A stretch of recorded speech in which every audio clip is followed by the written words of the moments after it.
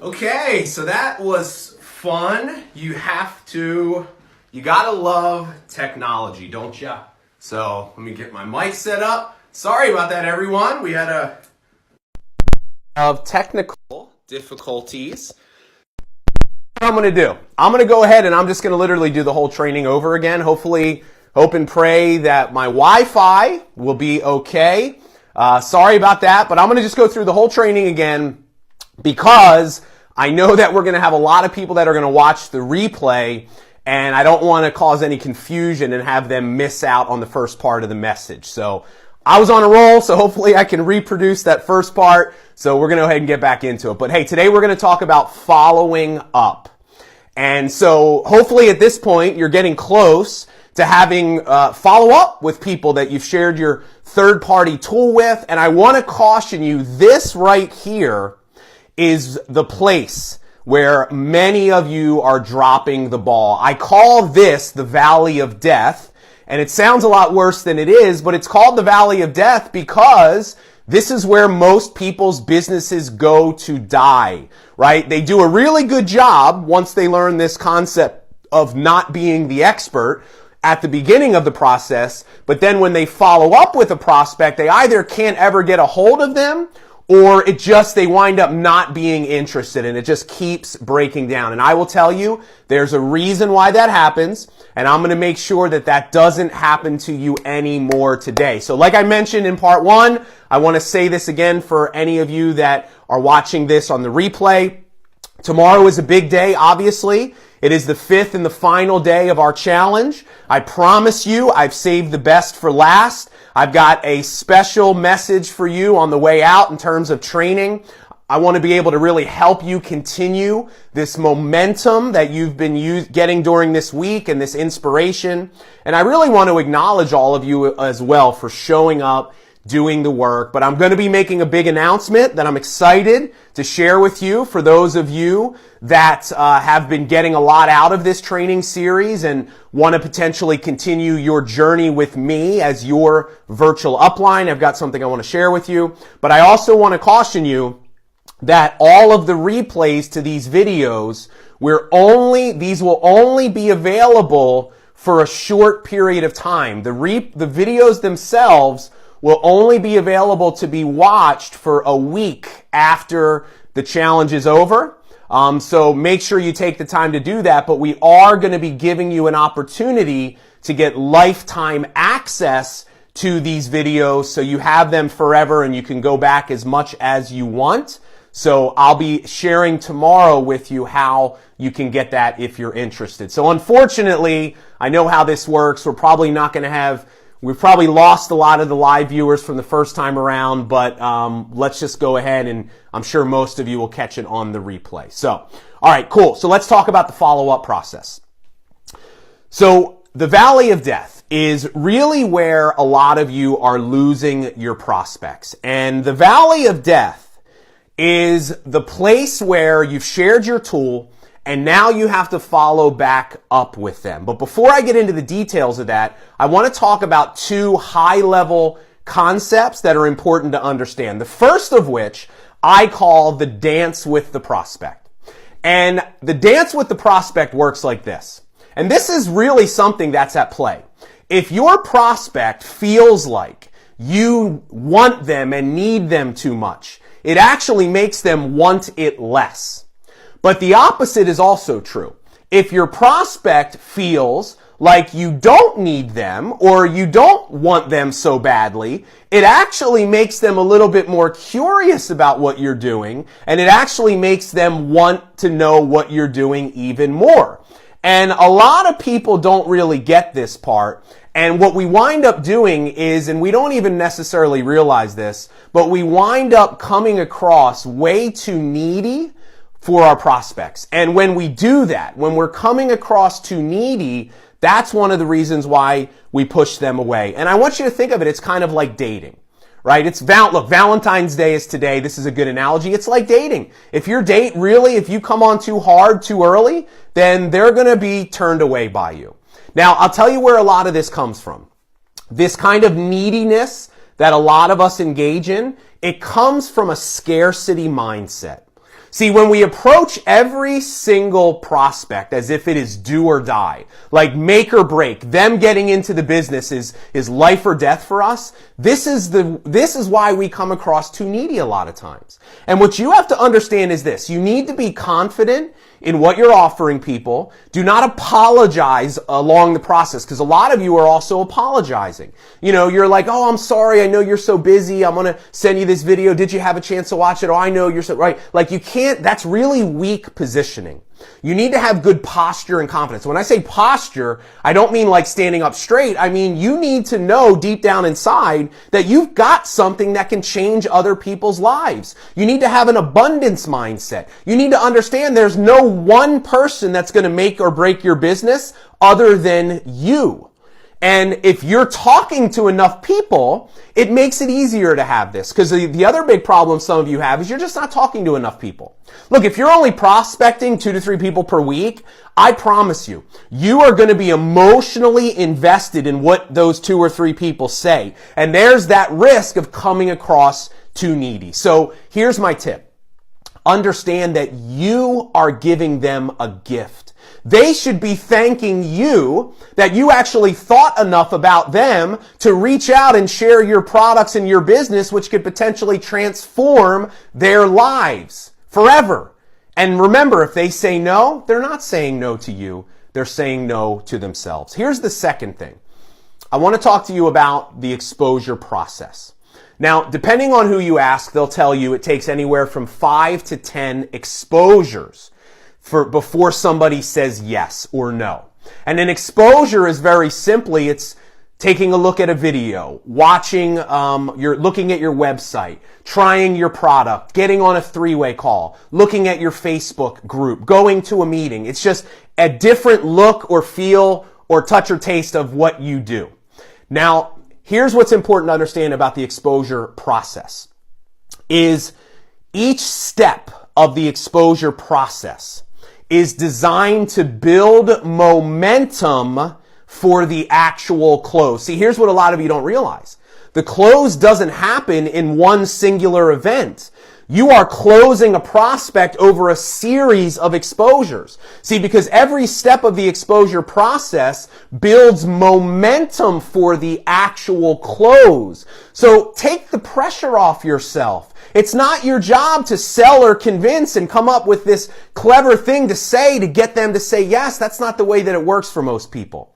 See, if you focus instead on educating prospects and moving them through each step of the process, knowing that that's going to be the thing that does the work for you, it not only is it going to take the pressure off of you, but you're going to actually start being more successful because you're going to come across less needy and it won't be so pressure filled every single time you're talking to someone.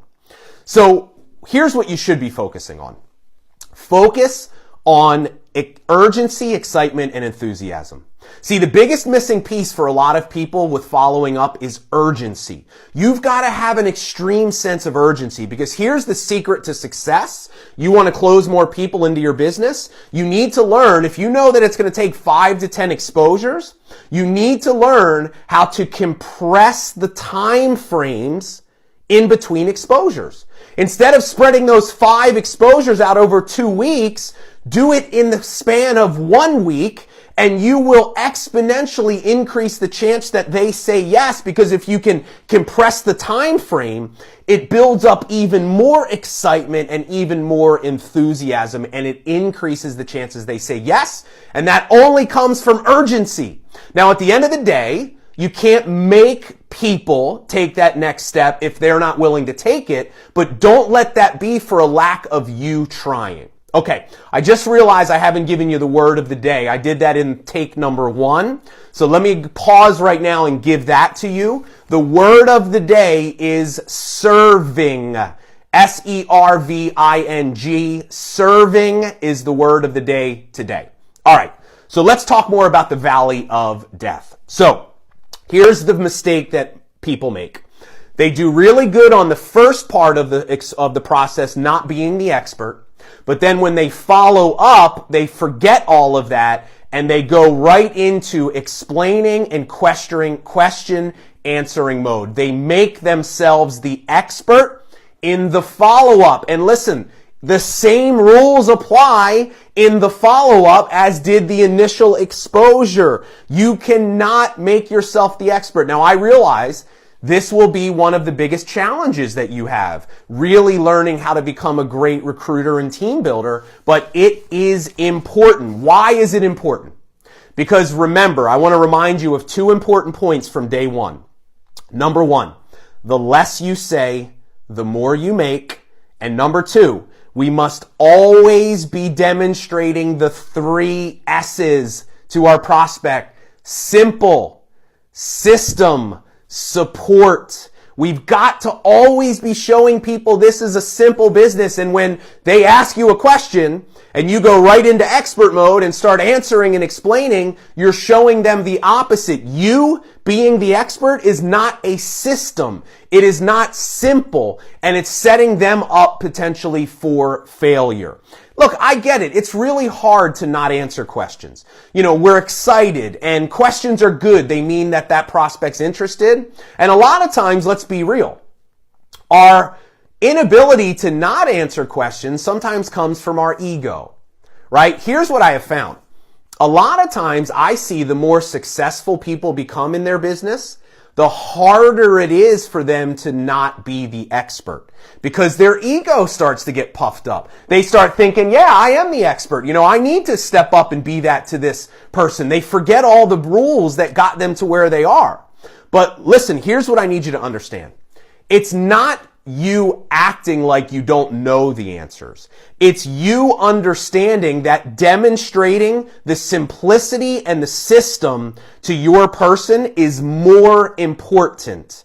Telling them, here's why we do this. Reminding them of the fact that there is a system to help them in place. So let's get into the actual language. And I'm going to share with you exactly what I used to do and say. Take with it from it what you want. The scripts that I'm giving you right now are in the challenge guide, just as a reminder. So let's say that I'm following up with Danny. And Danny, I sent him a 5-minute video to watch. I follow up. Now, I used to do everything in my power, okay, to try to physically talk on the phone with someone. So if I was following up with a good prospect, I went out of my way to try to schedule a call to follow up. Because this process will be 1,000 times more effective if you're live with them. Now I get you can't always follow up live, so worst case scenario, you'd be doing this over voice messenger, but I'm telling you, even doing it over voice messenger, you're only going to be a fraction of as effective as you would on the phone. So I know some of you are afraid of the phone. Here's my piece of advice. Get over it. Get over it. You want to be a leader in your company. You want to be a top earner. You want to be an extraordinary person inside this profession. You got to start getting on the phone with people. You got to start building relationships. This is the hard work that it takes to build a long-term sustainable business. So you got to get over that. Look, I promise you, if you go into it with a plan, confident in what you want to do and say, it will make it a lot easier. And I'm telling you, when you do it, you're going to be amazed at how much more effective you are. So let's say that I get on the phone with Danny and I say, here's what I say. Hey, Danny, did you have a chance to take a look at the video? He says, yeah. I go, what did you like best? Or I might say, hey, wasn't that awesome? And I just wait for him to respond. I just want to find out where he is, because I'm telling you this, you'll know immediately if somebody's a prospect based off of the way they respond to you. Now notice what I didn't say. I didn't say, what did you think? Because what did you think is more, it's weaker positioning. It's like, I'm not sure. What do you think? That's not strong posture. That's not being confident in what you have. So, what did you like best? Or I might say something like, hey, do you see an opportunity for yourself? Or would you be interested in getting more information? I'm just going to ask a simple leading question and I'm going to wait for them to respond. And based off of how they respond, I'll know. Now, so here's what I know a lot of people will ask. Well, Bob, what if I'm messaging them and I send that and they never respond back? Well, what I would do is I would try one more message saying, hey, just want to see if you caught that last message. And if I send you like 2 messages and you don't respond back, what you're basically telling me without having to say it is you're not a prospect for me right now. It's either not the right timing or you're telling me you're not interested and you just don't want to actually tell me. And that's cool. Here's what I will tell you not to do. Keep sending messages. That's so desperate. Like if you send a couple of messages and they don't respond and you just really want to give it one more shot, try a different approach. Call them up, right? Text them. Comment on one of their posts. Don't keep saying the same thing and doing the same thing. It's like beating your head against the wall thinking that you're going to get different results. So here's a question. What if you used the opinion approach? So I gave you those script documents, and one of my favorite approaches was always, I'd like to get your opinion. So what do you say? Because, what's a good way to follow up? Here's what I used to do. I would say something like this. I would say, hey, look, what did you like best? And they would say something. I would say, hey, does anyone come to mind? Right? Because that, like the opinion, it's kind of like the referral approach. And I would just say, hey, does anyone come to mind? Now, notice this language right here. This is really strong language. Anybody that's not happy with their current job or career, maybe not making enough money, that's looking for a change. That's really powerful language. Now, let me tell you what's going to happen. They're either going to say, no one comes to mind, and all that means is they're not interested. That's it. That's what that means. Because otherwise, if I say, hey, do you know anybody that's just not happy with their job or career? They're looking for a change. They want an opportunity to make some more money. Do you know anyone like that? Like if they don't say, yeah, I might be interested, they're just not a prospect. Now they might actually say, yeah, I've got a friend of mine. Then you say, awesome. Could you connect us on Facebook? Who knows? Worst case scenario, they might refer you to someone. But I'm telling you, if they say, yeah, nobody comes to mind, that's just a no. It means they're not interested. So move on to the next person. Here's the key thing I want you to understand. You might not have realized this, but all of you are actually in the fruit business. You're in the fruit business, okay? And I want you to stop looking at prospecting as selling and convincing, and I want you to start looking at it as sorting. You are sorting, not selling. And everyone falls into one of three categories. They're either a red apple, a green apple, or a rotten apple. Let me tell you about red apples. So red apples are the minority. Red apples are people remember I used the analogy of 12 o'clock? Red apples are 12 o'clock. Red apples are ready to go. When you say, what did you like best to a red apple? They say, I like everything. This is amazing. You'll know a red apple right away. Now, here's this trick with red apples. Do not make this more difficult than it needs to be. If you got a red apple, here's all you have to say. It sounds like you're ready to get started already. Sounds like you're all ready to buy the products. Just literally go right for the close. I've seen people have a red apple and talk themselves out of that person being interested because they talk too much. So with red apples, keep it simple, go right for the close, and there's not really anything else to say. Now, some of you are thinking, man, I wish I could find one of those in my lifetime. Trust me, they're out there, but that's what red apples are. Now, green apples are going to be the vast majority of people you know. I would say 80% of people are green apples. Green apples are people that are interested, but they've got questions. I'm going to come back to them in a second. The third type of person are rotten apples. Now, rotten apples, once again, smaller percentage of people, but these are the ones you have to look out for. These are the dream stealers. Rotten apples are the negative, skeptical people. They're the ones that want to challenge you. Now, here's the thing. A lot of times, we find that some of the people we're closest to are rotten apples, and that's hard for us to deal with. But I'm going to give you a couple of pieces of advice. Run away from rotten apples. See, because if you could imagine your prospect list is this big bucket of apples, and you're sorting those apples, if you come across a rotten apple, you can't leave that with the other apples because it'll spoil the whole bunch. Once you see it's rotten, you got to throw that sucker away. See, here's what some of you are doing. You got a rotten apple and it's got a worm hanging out of it, and you're trying to convince it to be a red apple. You're rubbing it and saying, I know you're rotten, but I think I can make you red if I just keep talking to you long enough and trying to convince you. Look, I got news for you. You will not make a rotten apple anything but rotten. And of everything that I learned is this. There are very few things you'll ever do that will be a bigger waste of your time than trying to convince someone who is negative on network marketing that it's actually a good business model. Spend no time. Somebody says, yeah, network marketing's a scam. Say, yeah, you know what? You're probably right. Thanks for your time. And get the heck out of there. Do not spend time with rotten apples. All right? Let's talk about green apples, though. This is really the vast majority of people are going to be green apples. So, and by the way, you'll know right away by the way they respond to those questions what category they're in. But here's how you handle green apples. This is a great question. On a scale of 1 to 10, so if Jillian's like, she has some questions and I'm like, green apple, I know it right away. I say, hey Jillian, let me ask you this. On a scale of 1 to 10, 1 being no interest whatsoever, 10 being you're ready to sign up, you're ready to buy today, where would you say you are right now? Great question. Now, here's what I will tell you. Any answer over a 1 is good. That means they have some level of interest. Now, if they say a 2, you got a lot of work to do, right? But here's the next question. Whatever number they say, then you say, hey, that's great. Let me ask you this. What would you need to make your 3 a 4 or a 5 or a 6? What would you need? So I just literally, you tell me exactly what's holding you back. What information do you need? What do you need to make your 3 a 4, 5, or 6? Those 2 questions are in the guide.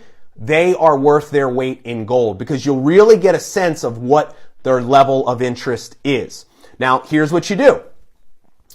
If they ask you a question, you sort them, let the process do the work for you. Whatever that next step is, if it's a 3-way call or a 3-way group chat, I think that's a great next step. Now, not everybody's going to be willing to get on the phone, or even they might say, yeah, I'm not ready to talk to anyone else yet. All that means is they're probably like a 3 or a 2. If somebody's at like a 5 or a 6 or a 7, they're not going to have a problem getting into a group chat or getting on a call. So if they're at like a 3 and they're like, I don't want to talk to anybody yet, I say, oh, great. Well, what do you need? Tell me what questions you have. And then all I do is I find the next tool that I can direct them to, the event, the group, the virtual party, the lot, whatever. I just move them to the next step of the process. And now here's a piece of advice though. If at any point in time, they resist. They start being difficult. They're like, well, why don't you explain to me? I want you. All they're telling you is they're getting a little bit more rotten. See, I used to envision it like this. These exposures, I envisioned it like a series of hoops, like a circus. Remember how the lion jumps through the hoops?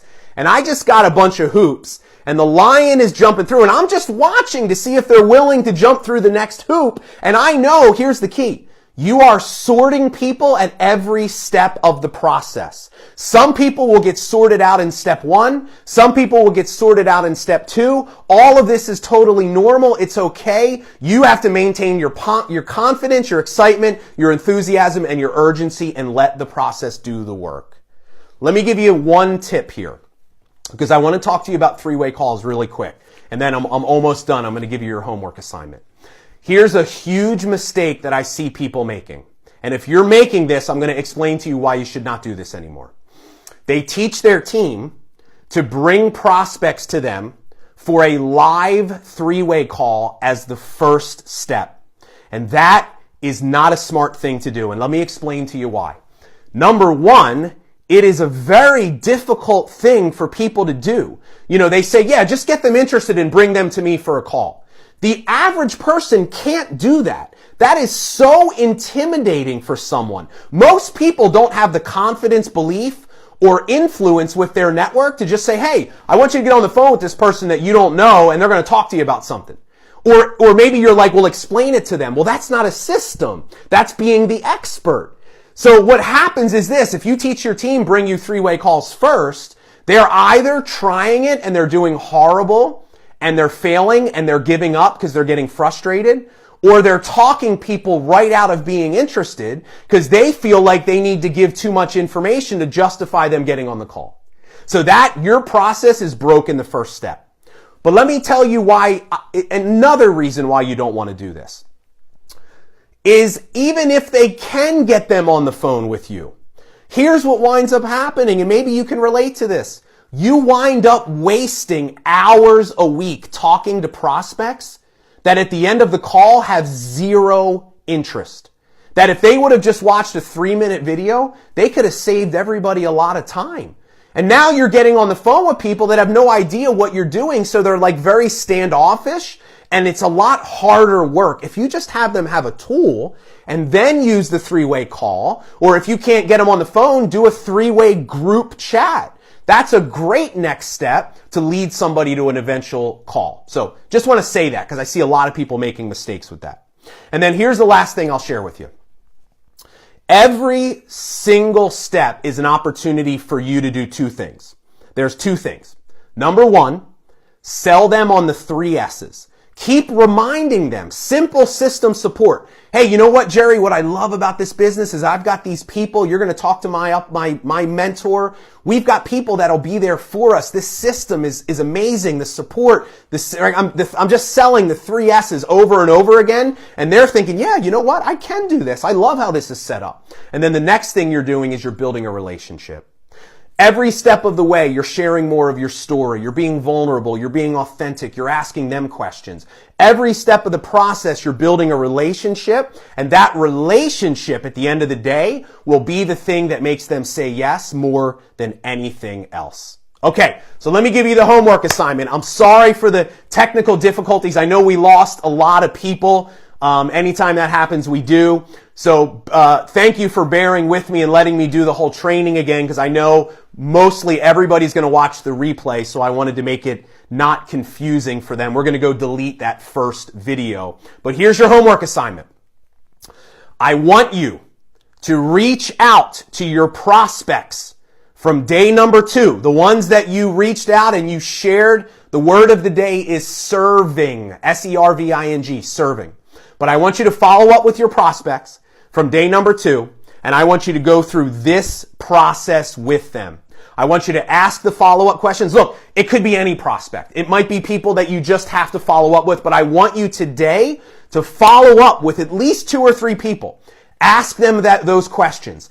Sort them. Find out what kind of apple are they. I want you to start thinking in apples. What kind of apple are they? And move them to that next step. I want you to use what you learned here today and start creating momentum for the close. So that's the training for today. Hey, thanks for being here, everybody. Thanks for being patient.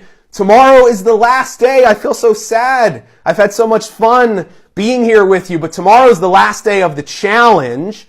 Now, make sure you tune in, because I'm going to give you, I got a big announcement, really excited about, but I'm also going to let you know how you can get access. So these videos are only going to be up for a short period of time, and then they're not going to be available anymore. But I'm going to share with you tomorrow how you can get access to all 5 videos inside of a product that we're going to create all nice and neat for you, like a little mini course, so you don't have to go through the group. A little mini course, how you can get lifetime access to these to go back as many times as much as you want as a free bonus for an announcement that I'm going to make tomorrow. So tune in tomorrow at 12. Hopefully God will allow the Wi-Fi to work well for us. But thanks for your patience. Hope you got some value out of today. I'll see you all tomorrow.